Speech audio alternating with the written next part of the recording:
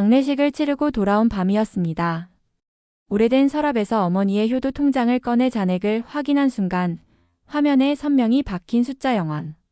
서랍 뒤쪽에는 도장이 찍힌 출금 전표 한 장이 숨어 있었죠.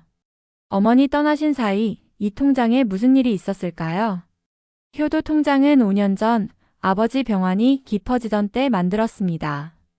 저는 장남이었고 동생은 취업을 전전했습니다. 너라도 든든해야지. 어머니의 말에 매달 일정 금액을 넣었죠. 가끔 자동이체 안내 문자가 왔지만 생활비겠거니 하고 넘겼습니다.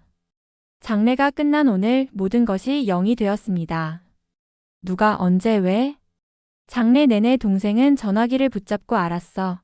일단 막아봐 같은 말을 흘렸고 며느리는 주방에서 계산기를 두드리며 영수증을 모았습니다. 저는 결국 참지 못하고 물었습니다. 효도 통장 누가 손댔어? 동생은 눈을 피했고 며느리는 형님, 사실 요즘 병원비가라고 말하다가 초인종 소리에 말을 멈췄습니다. 의심은 분노로 부풀어 올랐습니다. 여러분이라면 누구를 먼저 의심하시겠습니까? 우편함에서 봉투 뭉치를 꺼내어 하나씩 펼쳤습니다. 출금 전표, 도장 자국, 요양원 영수증. 전표의 날짜는 아버지 위독하던 주와 겹쳤고 자동이체 내역엔 낯선 수치처가 반복됐습니다. 동생, 너랑 관련 있어? 고개를 젓는 동생, 계산기를 덮는 며느리. 형님, 감정 섞지 말고 내역부터 보자고요. 단서는 3가지로 정리됐습니다. 도장, 전표, 영수증. 마침내 거실에서 서로 마주 앉았습니다. 내가 빼간 거지? 제 말에 동생이 맞받았습니다. 형, 그날 은행 중앙지점엔 갔어. 그런데 거봐, 은행 갔잖아. 형, 어머니가 부탁하셔서. 방 안의 공기가 식었습니다. 며느리는 떨리는 손으로 영수증을 제 앞으로 밀었습니다. 우리도 몰랐어요. 어머니가. 마지막까지. 말끝이 흐렸습니다. 은행에 가서 거래 기록을 떼어보니 지난 1년간 효도 통장에서는 요양원 간병비와 의료비가 매달 빠져나가고 있었습니다. 수치처는 모두 아버지 이름이 걸린 곳. 그리고 문제의 큰 금액 출금. CCTV 화면 속 검은 가디건의 어머니가 천천히 창구에 서 있었습니다. 창구 메모에는 이렇게 적혀 있었죠. 장기 입원 대비 가족 간 분쟁 방지 목적. 일시 출금 후 분산 보관. 누가 통장을 털었다고 믿고 있었는데 아니었습니다. 영원은 사라진 돈이 아니라 어머니가 마지막으로 붙잡은 선택의 모양이었습니다. 그런데도 마음 한켠엔 의문이 남았습니다. 왜 나에게 한마디도 하지 않으셨을까? 그 답은 뜻밖의 곳에서 나왔습니다. 부엌에서 며느리가 말했습니다. 어머니가 자주 보던 레시피 책에 뭔가 끼어 있어요.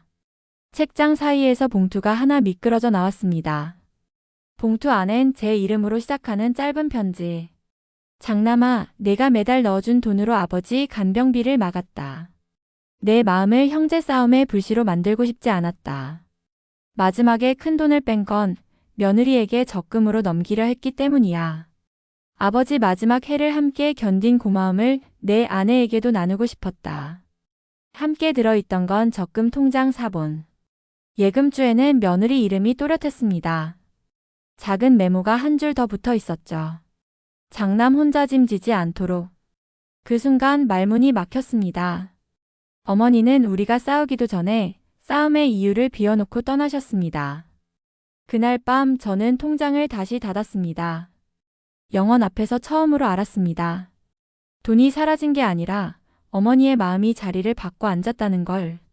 제 손에서 아버지의 침대 곁으로 며느리의 어깨 위로. 다음 날 저는 동생에게 먼저 전화를 걸었습니다. 미안하다. 그리고 고맙다. 며느리에게는 편지에 그 말을 그대로 건넸습니다. 혼자 지게 해서 미안했다. 오늘의 이야기를 3줄로 남깁니다. 첫째, 영원은 소멸이 아니라 나눔이었습니다. 둘째, 의심은 빠르지만 확인은 늦지 않게 해야 합니다. 셋째, 가족의 돈은 숫자보다 관계의 무게가 큽니다. 여러분이라면 어머니의 선택을 이해하시겠습니까? 가족의 돈, 누가 어떻게 결정하는 것이 공정하다고 생각하시나요? 댓글로 여러분의 이야기를 들려주세요. 이야기가 즐거우셨다면 구독과 좋아요 부탁드립니다.